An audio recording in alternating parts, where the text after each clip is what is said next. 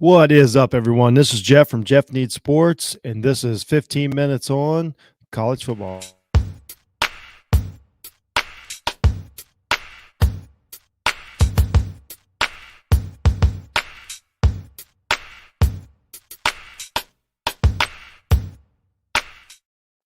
What's up, everyone? As we know, the first college football playoff rankings from the official committee came out Tuesday night. I'm a college football guy, eat, sleep, breathe it, the whole 9 yards. So I just want to kind of give my instant reaction, go through the top 10 and discuss, what they got right, what they got wrong, and kind of break this thing down for you leading into the future. So, first of all, go check out Off the Ball Network for all the great creators, the podcast, the writers, the articles, everything. Check out Jeff Needs Sports anywhere you get podcasts. So here we go. Number one, Georgia. They had to be number one. I don't think they're as head and shoulders above everybody else, but that really doesn't matter. Essentially, with who they put at number two, they got kind of a hall pass. As long as Georgia finishes the rest of their season, they don't have a super tough schedule, especially based on their talent.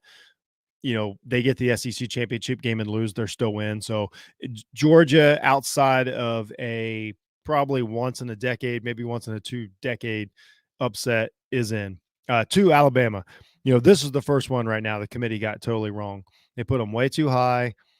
All this doesn't even help Alabama as much as it helps Georgia, because what this does to Georgia is the worst thing Georgia can do, assuming again there's not a once in a couple decade upset, is lose to the number 2 team in the country in the SEC championship game. So it really helped out Georgia. I don't see the sense in putting them here. We'll talk about it later, but I have no problem giving Alabama a chance at the playoffs. They're a really good team. They're not the world beater like they were last year. But the fact of the matter is they could have brought them in at 6 or 5, and then because Alabama has to beat Georgia to get in, or Alabama has to win the SEC championship. Oh yeah, Georgia's in it. So Alabama has to beat Georgia to get in. I don't see the reason to put them at 2. That makes no sense to me. Put Alabama at 5 or 6, and then if they don't beat Georgia, then you don't have to worry about it. Then everybody knows where they stand. So I didn't like that one at all. I really thought that was a huge, that was a big, kiss on the cheek to Alabama. It's not an SEC bias thing. It just wasn't the right position, for Bama, because if Bama loses to Georgia, they're going to drop them out. But why deal with that until the last week? I don't know. 3, Michigan State. This was an easy one for them. Undefeated, huge conference team, a great win over Michigan, last week, which everybody considers, a really good team. So that's their big win. And also they know that going forward, Michigan State has, a schedule that will figure it out. If any of the 3 teams, the top 3 teams in the Big Ten East, don't lose the rest of the way, they're in. So you put the highest ranked one first, and then you work your way down. This was an easy one. It'll work itself out. I don't have a problem with putting Michigan State here. It doesn't ruin anything. It doesn't change anything. I'm fine with it. This is the one that was kind of an easy one. For Oregon. This is one where this is as high as Oregon could have possibly hoped for. Everything is based on a win in Columbus 2 months ago. They looked really good in that game. Everybody in the world knows that wasn't the best Ohio State team that they were going to get. That doesn't change it. Ohio State was healthy and they were ready to go that game. They got beat by Oregon at home. That factors in. Oregon. Here's what I don't like what they did to Oregon, and it's not. Here's the thing: the committee talks out both sides of the face, whether they factor in or not. So now Oregon's basically on a chopping block because their schedule remaining is pretty weak. The Pac-12 is not represented at all in the top 25 outside of Oregon. So Oregon is the one team that can do their best, win out, and still get left out of the playoffs. So they really kind of set them up for failure. But again, at 4, this is as high as Oregon can hope. At 5, the Ohio State Buckeyes. This is a little too high. Every team under number 1 is probably a spot too high at least. The Buckeyes are in the same position as Michigan State. This is as high as the Buckeyes could hope for. They don't have a dominant victory against a decent team. They really just don't. I mean, the Penn State was a good team. and it was a sloppy win. They could have been a blowout or whatever. They easily could have beat Oregon. They did not, clearly did not. Um, they're not holding that loss against them as much as they are other teams. This is where they're, the committee gets a little confusing. But Ohio State at 5, like as an Ohio State fan, as an Ohio State podcaster, we have zero to complain about. Ohio State fans have zero to complain about. They've got they've still got 2 top 10 teams left on their schedule, plus a Big Ten championship game, which by then Ohio State's in fine position. They couldn't have asked for anything better than this. And number 6, now here's the first team that really just took a screwing from the committee.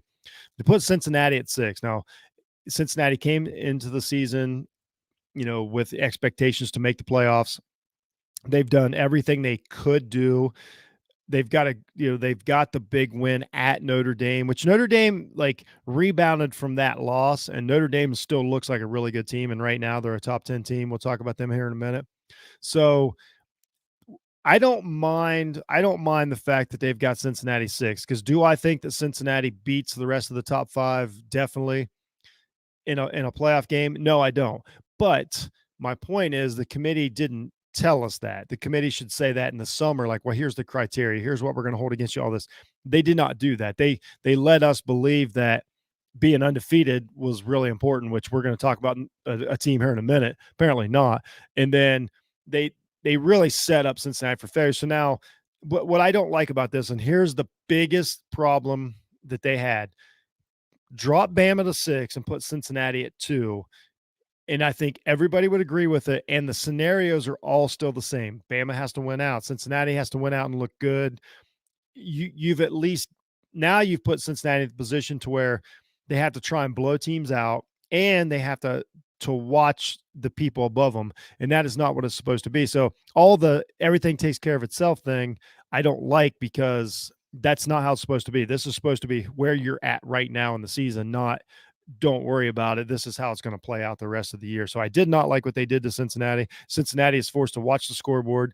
If it's the fourth quarter now, Cincinnati doesn't really have the option to rest the guy if things are going really good, because my gosh, 7 points here or there could cost them a playoff berth. It's just a weird situation they put them in. I see no reason why they couldn't have flip-flop Alabama and Cincinnati. We still have the same season. Every game means the same. And I guess put it this way: they could have screwed Cincinnati last week of the season.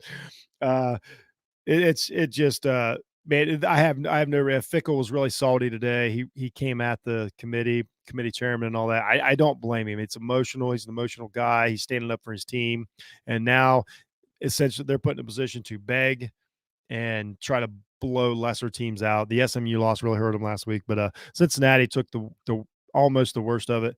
But they're not dead, as Mo Murphy from Up in Flames told me. But they it's their destiny is not in their own hands, as we like to say in sports. Which, if you know anything about destiny, it's never in your own hands. Stay here nor there. So Michigan at number 7. This is perfect. This is the one that they nailed.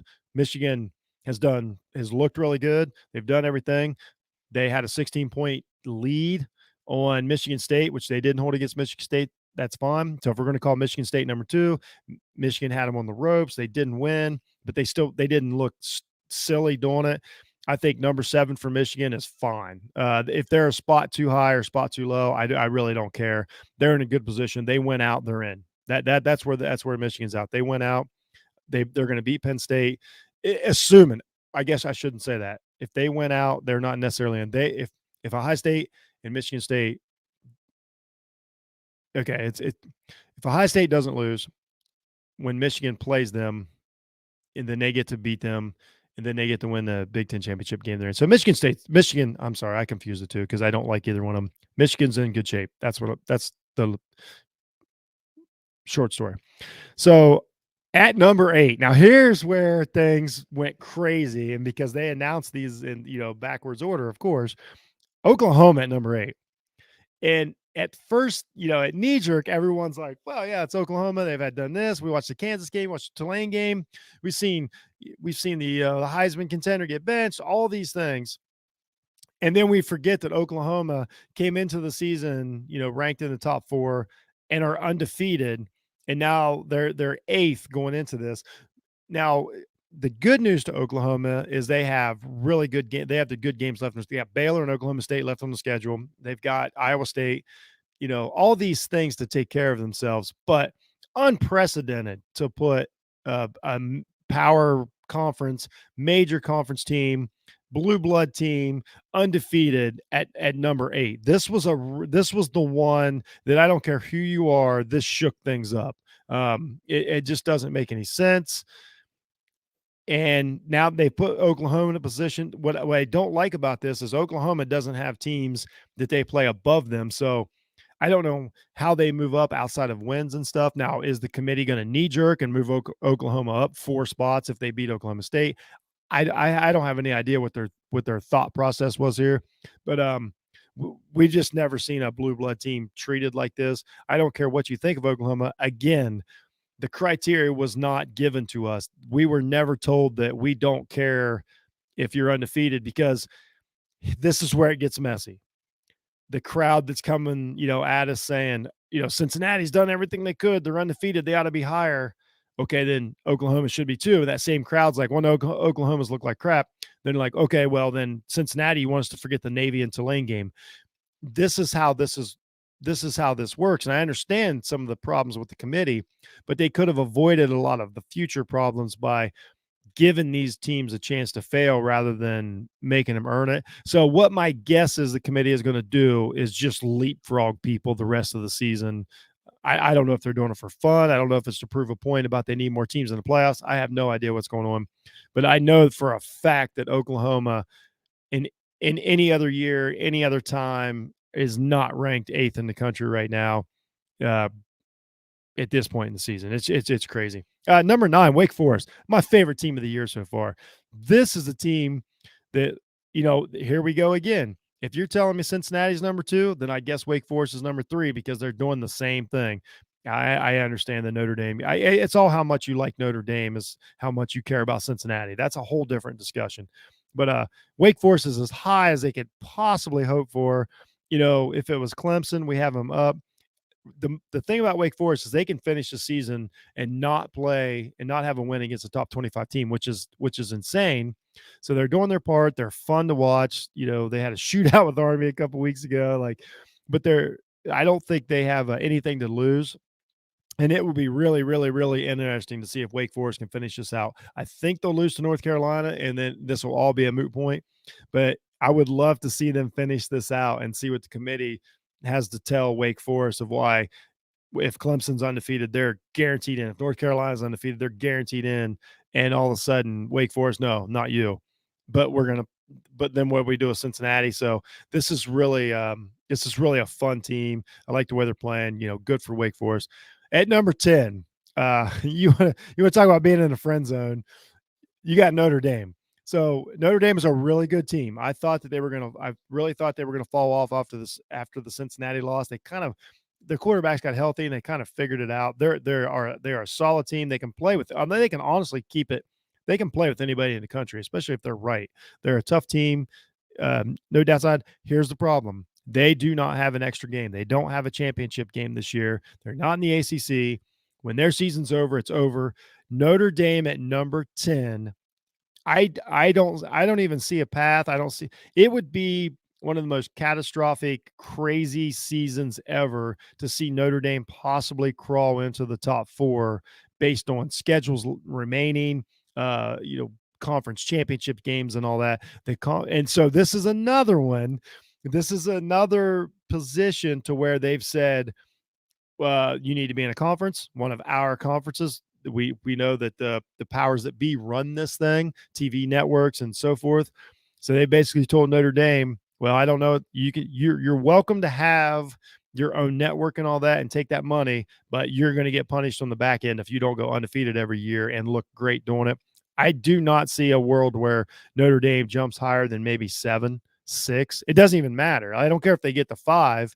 If you're at 5 with no chance to get to 4, then who really cares? So Notre Dame's a good team that I really don't feel has a chance at the college football playoffs this year, and they were in it last year. So that's it. That's my take on it.